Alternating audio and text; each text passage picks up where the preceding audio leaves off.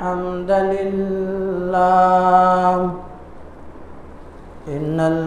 لله نحمده ونستعينه ونستغفره ونعوذ بالله من شرور أنفسنا ومن سيئات أعمالنا من يهده الله فلا مضل له ومن يضلله فلا هادي له وأشهد أن لا إله إلا الله وأشهد أن محمدا عبده ورسوله يا أيها الذين آمنوا اتقوا الله حق تقاته ولا تموتن إلا وأنتم مسلمون يا أيها الناس اتقوا ربكم الذي خلقكم من نفس واحدة وخلق منها زوجها وبث منهما رجالا كثيرا ونساء واتقوا الله الذي تساءلون به والأرحام إن الله كان عليكم رقيبا يا أيها الذين آمنوا اتقوا الله وقولوا قولا سديدا يصلح لكم أعمالكم ويغفر لكم ذنوبكم ومن يطع الله ورسوله فقد فاز فوزا عظيما أما بعد فإن خير الحديث كتاب الله وخير الهدي هدي محمد صلى الله عليه وسلم وشر الأمور محدثاتها وكل محدثة بدعة وكل بدعة ضلالة وكل ضلالة في النار فقد قال الله تبارك وتعالى في كلامه المجيد والفرقان الحميد فأعوذ بالله من الشيطان الرجيم بسم الله الرحمن الرحيم قل إن صلاتي ونسكي ومحياي ومماتي لله رب العالمين قال رب اشرح لي صدري ويسر لي أمري واحلل عقدة من لساني يفقه قولي ربي زدني علما ربي زدني علما اللهم ربي زدني علما سبحانك لا علم لنا إلا ما علمتنا إنك أنت العليم الحكيم لا يكلف الله نفسا إلا وسعها لها ما كسبت وعليها ما اكتسبت ربنا لا تؤاخذنا إن نسينا أو أخطأنا ربنا ولا تحمل علينا إسرا كما حملته على الذين من قبلنا ربنا ولا تحملنا ما لا طاقة لنا به واعف عنا واغفر لنا وارحمنا أنت مولانا فانصرنا على القوم الكافرين محترم و مکرم حاضرین جمعہ دینی اور ملی بھائیوں، عزیز بچوں، پردہ نشین خواتین اسلام، میری معزز اسلامی ماور بہنیں، تمام تعریفیں حمد و ثنا کبریائی و بڑائی اس وحدہ لا شریک خالق کائنات مالک ارض و سما کے لیے ہے، جس نے ہم بنی نوع انسانوں کو اس روئے زمین کے اندر مبعوث کیا، اس روئے زمین کے اندر پیدا کیا، اور پیدا کرنے کے بعد یوں ہی بلا چوچ و چرا بھٹکتا ہوا راہ پر نہیں چھوڑا، بلکہ ہماری رہبری کے لیے ہمارا رشد و ہدایت کی خاطر 1 لاکھ کم و بیش 24,000 انبیاء کرام کو اس روئے زمین کے اندر بھیجا، اس روئے زمین کے اندر مبعوث کیا۔ تمام کے تمام نبیوں کے اوپر درود ہو اور تمام کے تمام رسولوں کے اوپر بھی، خصوصاً بالخصوص میرے آپ کا آقا جناب محمد کریم صلی اللہ علیہ وسلم پر اللہم صلی علی محمد وعلی آل محمد کما صلیت علی ابراہیم وعلی آل ابراہیم انکا حمید مجید۔ اللہم بارک علی محمد وعلی آل محمد کما بارکت علی ابراہیم وعلی آل ابراہیم انکا حمید مجید۔ محترم حاضرین کرام، میں نے آپ حضرت کے سامنے خطبہ مسنہ کے بعد قرآن مقدس سے ایک آیت پڑھی ہے۔ آیت جو ہے سورہ انعام سے ہے اور آیت آخری کی آیت ہے۔ اس مناسبت سے آج میں آپ حضرت کے سامنے جو بیان کروں گا وہ ہوگا حضرت ابراہیم علیہ السلام کے حالات زندگی، یعنی حضرت ابراہیم علیہ السلام کی زندگیوں میں کیسی کیسے پریشانی آئی، کیسی کیسی مصیبتیں آئی، کیسی کیسی آزمائشیں آئی، لیکن ابراہیم خلیل اللہ علیہ السلام ہر آزمائش میں مکمل اتر گئے۔ سب سے پہلے جانا قرآن مقدس کے اندر جو اپنے پاس کلام الہی موجود ہے، اس قرآن کے اندر اللہ تبارک و تعالیٰ نے 25 انبیاء کرام کا ذکر کیا ہے، 25 انبیاء کرام کا ذکر کیا ہے۔ انہی میں سے ایک حضرت ابراہیم علیہ السلام ہے۔ حضرت ابراہیم علیہ السلام کا تذکرہ قرآن کے اندر 60 پر 9 مرتبہ 69 مرتبہ ذکر آیا ہے حضرت ابراہیم علیہ السلام کا نام۔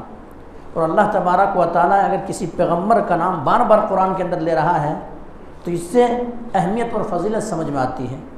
اور اگر ہمیں اور آپ کو اہمیت جاننا ہے، فضیلت جاننا ہے کہ اللہ رب العالمین کسی کا نام لے رہا، تو حضرت ابی بن کعب رضی اللہ تعالیٰ عنہ سے پوچھیں۔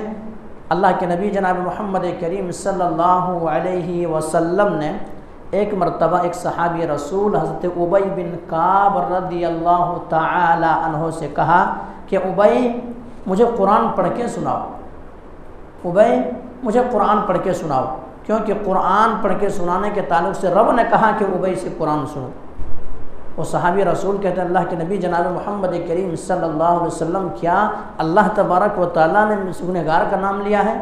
اللہ کے نبی جناب محمد کریم صلی اللہ علیہ وسلم کہتے ہیں ہاں اللہ تبارک و تعالیٰ نے تمہارا نام لیا ہے۔ خوش ہو جاتا کہ اللہ نے میرے نام لے لیا۔ اور حضرت ابراہیم خلیل اللہ علیہ السلام کو اللہ تبارک و تعالیٰ نے ایک مرتبہ نہیں بلکہ آنے والے قرآن کو جب تک انسان پڑھتے رہیں گے حضرت ابراہیم علیہ السلام کا تذکرہ ہوتے رہیں گے، اور 69 مرتبہ اللہ تبارک و تعالیٰ نے حضرت ابراہیم علیہ السلام کا نام لیا ہے۔ یوں ہی نہیں بلکہ ایک انسان نماز جب پڑھتا ہے، نماز میں جب تک کہ درود ابراہیم نہ پڑھا جائے نماز مکمل نہیں ہوتی، یعنی ابراہیم علیہ السلام کا نام لینا پڑے گا آپ کو، اور جب تک نام نہیں لیں گے تب تک کیا ہے آپ کی نماز مکمل نہیں۔ کوئی اگر جنازے کی نماز پڑھ رہا ہے تو اس کے اندر بھی حضرت ابراہیم علیہ السلام کا نام لینا پڑے گا، درود ابراہیم پڑھنی پڑے گی۔ تو یہ ہے حضرت ابراہیم علیہ السلام، ان کے حالات زندگی کیسی ہے، حضرت ابراہیم علیہ السلام کی پیدائش کہاں ہوئی، حضرت ابراہیم علیہ السلام کیا دعوت و تبلیغ کیے۔ تو دیکھیے حضرت ابراہیم علیہ السلام شہر بابل میں پیدا ہوئے۔ آج اس شہر کا نام عراق ہے، عراق کے اندر حضرت ابراہیم علیہ السلام پیدا ہوئے۔ حضرت ابراہیم علیہ السلام کو اللہ تبارک و تعالیٰ نے عقل و شعور سے نوازا، دانش مندی اور فہم بصیرت دین کی سمجھ عطا کی۔ تو ابراہیم علیہ السلام نے کیا دیکھا، نظریں جب کھولتا ہے، عقل و شعور کو پہنچتا ہے، تو ابراہیم علیہ السلام دیکھ رہے ہیں کہ یہ منظر ہے کہ سب اللہ کو چھوڑ کر کے غیر اللہ کی عبادت کرتے ہیں، اور اس وقت 5000 سے زائد خداؤں کی پوجا کیا کرتے تھے۔ بارش کو نازل کرنے والا کوئی اور خدا، اسی طرح سے دیگر اور خدا، یعنی 5000 سے زیادہ بتوں کی پوجا ہو رہی تھی۔ ہر شہر ہر گاؤں کے ایک الگ الگ خدا تھے۔ اس منظر کو ابراہیم علیہ السلام نے دیکھا تو ابراہیم علیہ السلام کو اچھا نہیں لگا۔ ایک اللہ نے ہمیں پیدا کیا ہے، اللہ ماں کے پیٹ میں رزق پہنچا رہا ہے، اللہ سانسیں لینے کا کیا ہے ہمیں سانسیں لینے میں ہمت دے رہا ہے، اور اللہ کو چھوڑ کر کے غیر اللہ کی بندگی کی جائے، عبادت کی جائے، یہ اچھا نہیں ہے، یہ اچھا نہیں ہے۔ حضرت ابراہیم علیہ السلام اب اپنے والد محترم کے پاس پہنچے۔ ابراہیم علیہ السلام کی پیدائش کہاں؟ شہر عراق بابل شہر کے اندر پیدا ہوئے۔ ابراہیم علیہ السلام کے پیدائش سے لے کر کے آج تک 4000 سال گزر چکا ہے، لیکن ان کے باوجود بھی ابراہیم علیہ السلام کے نام لوگ لیتے ہیں۔ اور جو ہی یہ رمضان کے بعد شوال، ذی القعدہ، ذی الحجہ یہ مہینہ جو ہی شروع ہوتا ہے، ابراہیم علیہ السلام کا تذکرہ ہونا شروع ہو جاتے ہیں۔ تو ابراہیم علیہ السلام اپنے والد محترم کے پاس پہنچتے ہیں دعوت دینے کے لیے، تبلیغ کرنے کے لیے۔ کیا کہتے ہیں؟ یا ابت لما یسمع ولا یبصر ولا یغنی عنک شیئا، اے والد محترم، اے میرے والد محترم، میرے باپ، آپ بھلا اس کی عبادت کیوں کرتے ہیں جو نہ تو سن سکتے ہیں، نہ جواب دے سکتے ہیں، نہ تو نفع و نقصان کا مالک ہے، اس کے اندر کوئی حرکت نہیں ہے، کوئی طاقت نہیں، بنا آپ اس کی عبادت کیوں کرتے ہیں؟ یا ابتی، اے ابا جان، آپ کیوں ان کی عبادت کرتے ہیں؟ آپ ان کی بندگی کیوں کرتے ہیں؟ اور ابراہیم علیہ السلام جس گھر کے اندر پیدا ہوتے ہیں میرے بھائی، ان کے باپ آزر، ابراہیم علیہ السلام کے والد محترم کا نام جو ہے آزر۔ یہ آزر بہت بڑا کاریگر یعنی یہ خود اپنے ہاتھوں سے مرد کو بناتا تھا، بتوں کو بناتا تھا، اور بتوں کو فروخت کرتا تھا، بتوں کو بیچتا تھا، بتوں کو سجدہ کرتا تھا، اور بڑے ماہر مانے جاتے تھے۔ اس کا ایک مقام و مرتبہ بھی نمرود، اس وقت کے جو بادشاہ تھا نمرود کے پاس بہت ہی مقام و مرتبہ تھا۔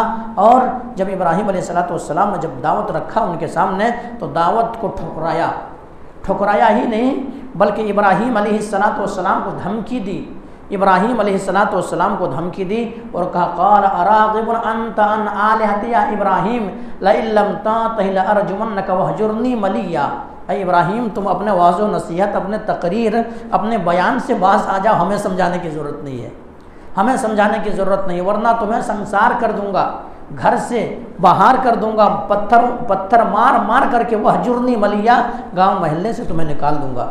ابراہیم علیہ السلام ذرا بھی نہ سہمے، ذرا بھی نہ ڈرے، اور کہے بھلا جہاں پہ شرک بدعات ہو رہی ہو، اللہ رب العالمین کے علاوہ عبادتیں کسی چیز کی ہو رہی ہو، سجدہ کرنا اللہ رب العالمین کے لیے، رکوع کرنا اللہ رب العالمین کے لیے، مانگنا اللہ رب العالمین سے، دینے والا اللہ رب العالمین ہے، اور اللہ رب العالمین کو چھوڑ کر کے غیر اللہ کی جہاں پہ عبادت ہو رہی ہو، بھلا ہم کیا کریں گے یہاں رہ کر کے؟ ابراہیم علیہ السلام نے کہا کہ ہمیں یہاں سے نکالنے کی ضرورت نہیں ہے۔ قال سلام علیک، میں خود سلامتی کے ساتھ نکل جا رہا ہوں، لیکن اب والد محترم، آپ ہمارے والد ہیں، آپ ہمارے باپ ہیں، ہم آپ کے تعلق سے ہمیشہ استغفار کی دعا کرتے رہیں گے کہ اللہ آپ کو بخش دے۔ اس وقت تک دعا کریں گے جب تک کہ اللہ تبارک و تعالی ہمیں روک نہ دے۔ ابراہیم علیہ السلام وہاں سے نکل گئے۔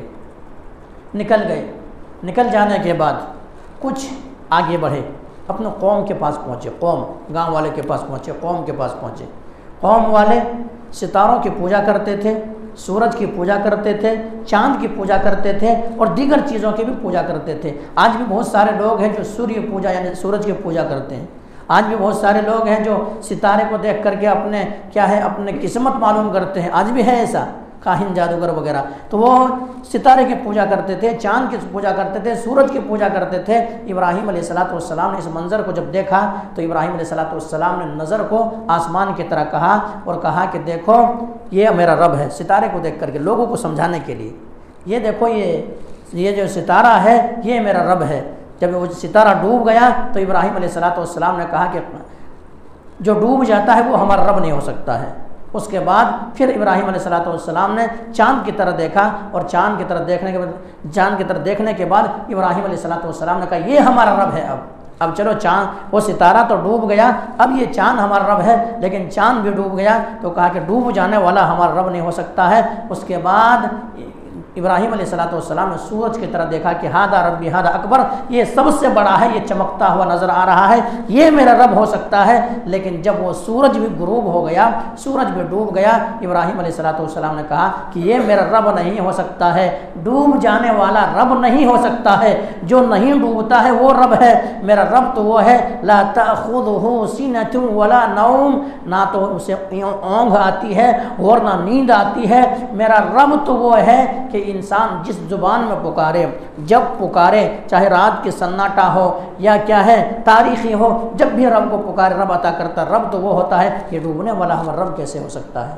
ابراہیم علیہ السلام سمجھانے کی کوشش کی، قوم کو سمجھانے کی کوشش کر رہے تھے کہ سورج کی عبادت کرتے ہو، چاند کی عبادت کرتے ہو، ستاروں کی عبادت کرتے ہو، یہ تمام ساری چیزیں غلط ہے، ایک اللہ کی عبادت کرو۔ انی وجہت وجہی للذی فطر السماوات والارض حنیفا وما انا من المشرکین۔ ابراہیم علیہ السلام نے کہا کہ میں ان چیزوں کی عبادت نہیں کرتا اور میں مشرکوں میں سے نہیں ہوں۔ ابراہیم علیہ السلام یہاں دعوت دیے، ابھی بھی قوم نہیں مانی، قوم نہیں سمجھی۔ اب ابراہیم علیہ السلام نے چاہا کہ میں ایسا کرتا ہوں کہ اپنے ہاتھ کا استعمال کرو، اب زبان سے استعمال کیا، سمجھانے کی کوشش کی، بتانے کی کوشش کی، نہیں مان رہے ہیں، اور یہ اتنا معبودوں کی عبادت کر رہے ہیں، بھلا اللہ کو چھوڑ کے اتنا معبودوں کی عبادت کرنا صحیح نہیں ہے۔ شرک کی حالت میں اگر ان کی وفات ہوئی، مرے تو پھر کیا کیفیت ہوگی؟ ہمارے قوم والے اسی حالت میں وفات پا گئے، مر گئے تو بڑا لوگوں کے لیے دردناک عذاب ہوگا۔ اب ابراہیم علیہ السلام نے دل کے اندر ٹھان لیا، سوچ لیا کہ اب ہم اپنے ہاتھ کی کرتوت دکھائیں گے۔ ابراہیم علیہ السلام گھر کے اندر لیٹے ہوئے ہیں، میلہ کا دن آیا، میلہ، اور میلے کے اندر لوگ زیادہ جمع ہوتے ہیں، زیادہ غیر اللہ کی پوجا کرنے والے میلہ میں جاتے ہیں اور وہاں جا کر کے کیا کرتے ہیں؟ بتوں کی عبادت کرتے ہیں اور انہیں خوش کرنے کی کوشش کرتے ہیں۔ وہاں ابراہیم علیہ السلام کی زندگی میں بھی میلے کا دن آیا، تمام لوگ جا رہے ہیں، تمام لوگ جا رہے ہیں میلے کو ابراہیم علیہ السلام کے پاس۔ اب ابراہیم علیہ السلام کے پاس ان کے والد آتے ہیں، کہتے ہیں ابراہیم دیکھو غصہ تھوک دو، جو ہوا ہو گیا، چلو سارے لوگ جا رہے ہیں اپنے اپنے بچے کے ہاتھ پکڑ کر کے میلے کو لے کے جا رہے ہیں، تم بھی میرے اکلوتے بیٹے ہو، چلو ایسا کرو، چلو تم میلہ، چلو میرے ساتھ چلو۔ ابراہیم علیہ السلام نے کہا انی سقیم، میں بیمار ہوں، میں بیمار ہوں، میں نہیں جا سکتا ہوں۔ یہاں بیماری سے مراد ویسے بیمار نہیں، بلکہ تمہاری یہ حالت کو دیکھ کر کے اللہ کے علاوہ جو عبادت کر رہے ہو ان چیزوں کو دیکھ کر کے میں بیمار ہو گیا، تمہارے ساتھ میں نہیں چل سکتا۔ ابراہیم علیہ السلام کے والد محترم چلے گئے اور لوگ چلے گئے۔ جب تمام لوگ میلہ کو پہنچے تو اس کے بعد ابراہیم علیہ السلام اب بت گدے جہاں پہ بت رکھا گیا تھا وہاں پہنچے، اور وہاں پہنچنے کے بعد ابراہیم علیہ السلام بتوں سے سوال کرنے لگے، الا تاکلون، کہ تمہیں کیا ہو گیا تم بولتے نہیں ہو؟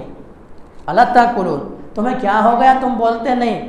یہ لوگ تو کہتے ہیں ہمارے قوم والے کہ تم بولتے ہو، تم سنتے ہو، تم دیتے ہو، سب کچھ تمہارے اندر نفع و نقصان کے مالک تم ہو، بولا الا تاکلون، کیا ہو گئے تم بولتے نہیں؟ ما لکم کیف تنطقون، اور کیا الا تاکلون، تم کھاتے کیوں نہیں؟ ما لکم کیف تنطقون، اور یہ تمام ساری چیزیں نظرانے سب تمہارے سامنے رکھا ہوا ہے، تم کھاتے بھی نہیں، کیا بات ہے؟ ابراہیم علیہ السلام نے اتنا کہا، اور اتنا کہنے کے بعد ابراہیم علیہ السلام نے جو کلہاڑا لیا اور ابراہیم علیہ السلام نے کے بعد دیگرے تمام کو توڑ دیا، سوائے بڑے والے کو، بڑا جو تھا اس کو چھوڑ دیا۔ جب قوم کے لوگ سیدھے میلہ سے بت گاہ میں آئے، بتوں کے پاس آئے، کیونکہ وہاں پہ گھر نہیں جاتے تھے، بت کے پاس لوگ جاتے تھے، نذرانہ چڑھاتے تھے، وہیں پہ منتیں مانگتے تھے، وہیں پہ سب کچھ مانگتا تھا۔ اب ایسا ہوا جب اس کیفیت اور یہ حالت کو دیکھے وہ لوگ تو پاؤں تلے زمین نکل گئی کہ آخر کیا وجہ ہے؟ ہمارے معبودوں کے ساتھ کس نے ایسا کیا ہے؟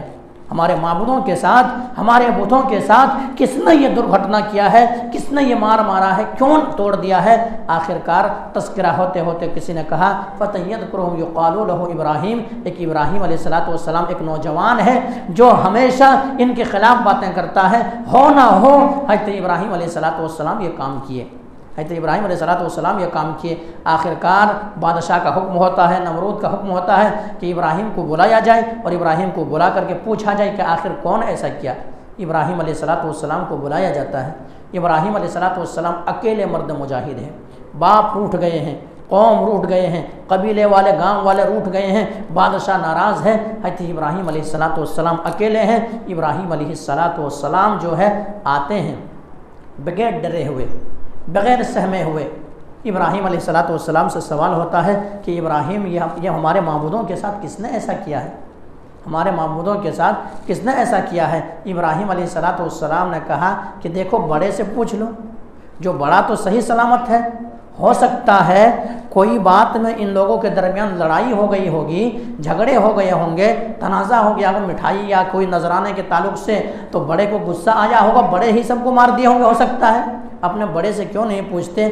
اب وہاں قوم کے لوگ ہکا بکا ہو گئے اور قوم اب بے بس ہو گئے، اور قوم کہنے لگی کہ ابراہیم تم جانتے ہو، بھلا تم جانتے ہو نا یہ بول نہیں سکتے، تم جانتے ہو کہ یہ بتا نہیں سکتے۔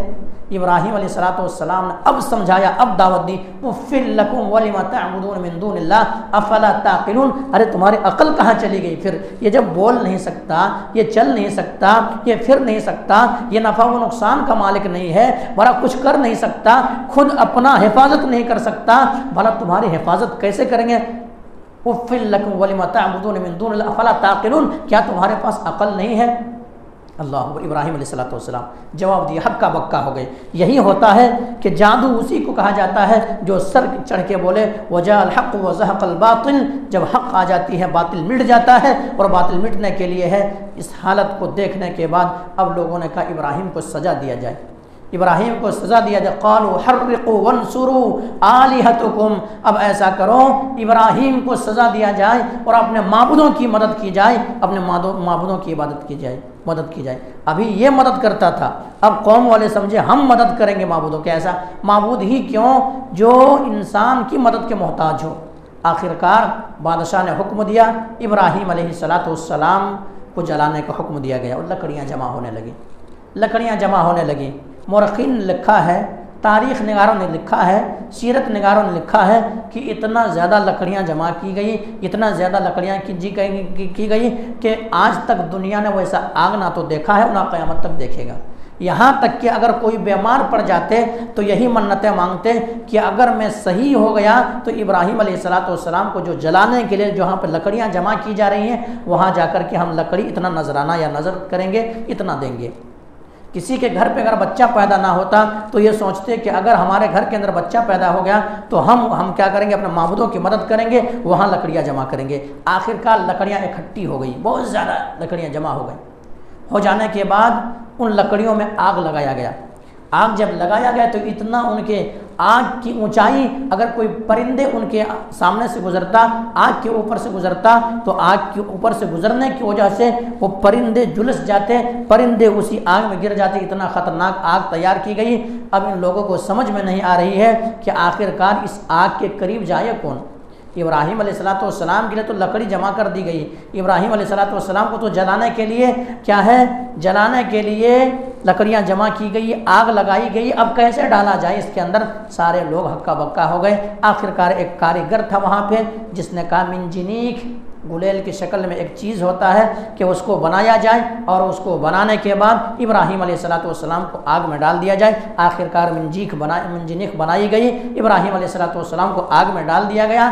ابراہیم علیہ السلام کے دشمن دیکھنے لگے کہ اب ابراہیم علیہ السلام جل جائیں گے، ابراہیم علیہ السلام نیست نابود ہو جائیں گے، ابراہیم علیہ السلام کیا صفحہ ہستی سے مٹ جائیں گے، اب کچھ نہیں ہوگا، اب ہمارے معبودوں کی مدد ہوگی، اب ہمارے معبود خوش ہو جائیں گے۔ یہ منظر دیکھنے کے لیے ان کی آنکھیں تڑپ رہی ہے۔ آخرکار ابراہیم علیہ السلام کو آگ میں ڈال دیا گیا، آگ میں ڈال دیا گیا۔ وہاں بھی ابراہیم علیہ السلام کی آزمائش شروع ہو گئی۔ جبریل امین آ گئے کہ ذرا اے ابراہیم تم کہو تو میرے پاس 600 پر ہے، میرے اندر وہ طاقت ہے کہ اگر آگ کے اندر ایک ماروں تو یہ آگ ختم ہو جائے، تم کہو تو میں اس کو ختم کرنے کے لیے تیار ہوں۔ فرشتے آ گئے، بارش کے فرشتے کے اللہ تبارک و تعالیٰ نے مجھے چنا جو ہے بارش برسانے کے لیے، میں یہی کام کے لیے منتخب کیا گیا ہوں، اگر آپ کہیں تو میں بارش برسا دوں۔ ابراہیم علیہ السلام نے کہا کہ تمہارے اندر وہ طاقت ہے، تمہارے اندر وہ سقت ہے، تم کر سکتے ہو، لیکن میں آج تمہاری مدد نہیں چاہتا ہوں، اے جبریل تمہاری مدد نہیں چاہتا ہوں۔ حسبنا اللہ ونعم الوکیل، میرا رب ہی میرے لیے کافی ہے، میرا رب میرے کارزار ہے، میرا رب میرے وکیل ہے۔ یہ سننا ہی تھا۔ اللہ تبارک و تعالیٰ نے ابراہیم علیہ السلام کو جو آگ کے اندر ڈالا گیا تھا اس آگ کو ڈائریکٹ حکم دیا، قلنا یا نار کونی بردا وسلاما علی ابراہیم، قلنا یا نار کونی بردا و سلام علی ابراہیم، اے ابراہیم علیہ السلام، اے آگ ٹھنڈی ہو جاؤ، سلامتی کے ساتھ ٹھنڈی ہو جاؤ۔ کن کے لیے؟ ابراہیم علیہ السلام کے لیے۔ میرے بھائیوں دیکھیے، ابراہیم علیہ السلام رب کا ہو گیا تھا، اللہ تبارک و تعالیٰ آگ کو گلے گلزار کر دیا تھا۔ آج بھی کسی شاعر نے کہا، آج بھی ہو براہیم سا ایمان پیدا، آگ کر سکتی ہے انداز گلستہ پیدا۔ اگر آج بھی ہمارے اندر جذبہ ابراہیمی آ جائے، ایمان ابراہیمی آ جائے، اگر آج ہمارے دل کے اندر وہ ایمان پیدا ہو جائے تو اللہ تبارک و تعالیٰ ہمارے آپ کی ہر قدم پہ مدد کرے گا۔ لیکن میرے بھائیوں ہمیں اور آپ کو اتنا یقین نہیں، تو ابراہیم علیہ السلام کو حکم دیا گیا، آگ کو حکم دیا گیا کہ ابراہیم علیہ السلام کے لیے ٹھنڈی ہو جاؤ۔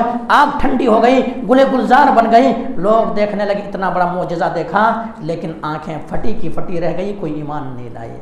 اس لیے کہا جاتا ہے کہ مشرک کو بات سمجھ میں نہیں آتی ہے، اللہ کے علاوہ دیگر جگہوں سجدہ کرنے والے کو بات سمجھ میں نہیں آتی ہے، ورنہ پورے قوم ایمان لے آتی ہے منظر کو دیکھ کر کے کہ ابراہیم کو ہم مارنے کی کوشش کر رہے ہیں لیکن رب بچانا چاہ رہا۔ اتنی بڑی آگ تیار کی گئی، یہ آگ کو ایک بال بیکا نہیں کر سکا۔ اور مورخین نے لکھا ہے کہ ابراہیم علیہ السلام کو جن رسیوں سے باندھا گیا تھا وہ تمام ساری رسیاں جل گئی، لیکن ابراہیم علیہ السلام کے ایک بال تک نہ جلا سکا، ایک بال تناسل جلا سکا۔ یہ ابراہیم علیہ السلام کی آزمائش آئی ان کی زندگی میں، یہ تمام ساری آزمائش ہے، لیکن ابراہیم علیہ السلام ان تمام ساری چیزوں کے اوپر مکمل اترے۔ اللہ تبارک و تعالیٰ نے وہی کہا ہے، وَإِذِ ابْتَلَىٰ إِبْرَاهِيمَ رَبُّهُ بِكَلِمَاتٍ فَأَتَمَّهُنَّ قَالَ إِنِّي جَاعِلُكَ لِلنَّاسِ إِمَامًا قَالَ وَمِن ذُرِّيَّتِي قَالَ لَا يَنَالُ عَهْدِ الظَّالِمِينَ کہ اللہ تبارک و تعالیٰ نے کئی باتوں سے ابراہیم علیہ السلام کو آزمایا، لیکن تمام کے تمام باتوں پہ ابراہیم علیہ السلام مکمل اتر گئے۔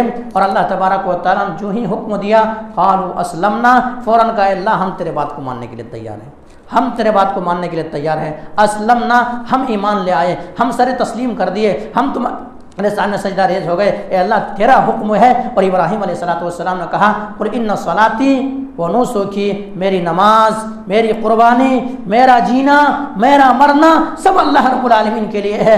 اللہ کب حکم دے دے، اللہ جب حکم، جیسا حکم دے دے، میں کرنے کے لیے تیار ہوں۔ میں رب کی نافرمانی نہیں کروں گا، اللہ کی نافرمانی نہیں کروں گا۔ تو میرے بھائیوں وہ ابراہیم علیہ السلام کے تذکرہ ایسے ہیں۔ انشاءاللہ یہیں سے بات کو ختم کریں گے، اللہ سبحانہ و تعالیٰ سے دعا کریں گے مولا کریم جو بات کہی گئی ہے سب سے پہلے تو ہم اور آپ کو تو ان باتوں کے اوپر اچھی سمجھ کے توفیق دے دے۔ اس کے بعد مولا کہ ہم تمام مسلمانوں کو قرآن مقدس ایک ایک آیات کو سمجھنے، اس پر غور و فکر کرنے، اس پر عمل کرنے، اس کو لوگوں تک پہنچانے کی توفیق دے دے۔ مولا کریم جو اس دنیا سے جا چکا ہے ان کی مغفرت فرما دے۔ مولا کریم جو قبر کے اندر مدفون ہے ان کی قبروں کو جنت کا باغ بنا دے۔ مولا کریم جو بیمار ہے انہیں شفا کاملہ عاجلہ عطا کر دے۔ مولا کریم آج جو ہمارے مسلمانوں کی ایمان کمزور ہے تو مولا کریم مسلمانوں کی ایمان کو تو مضبوط کر دے، اور ہمیشہ کسی بھی حالت میں ہو صرف اور صرف تو اپنی بندگی اور اپنی عبادت کرنے کی توفیق دے دے۔ تقبل یا رب العالمین واقداونا الحمدللہ رب العالمین، سبحان ربک رب العزت عما یصفون وسلام علی المرسلین والحمدللہ رب العالمین برحمتک یا رب۔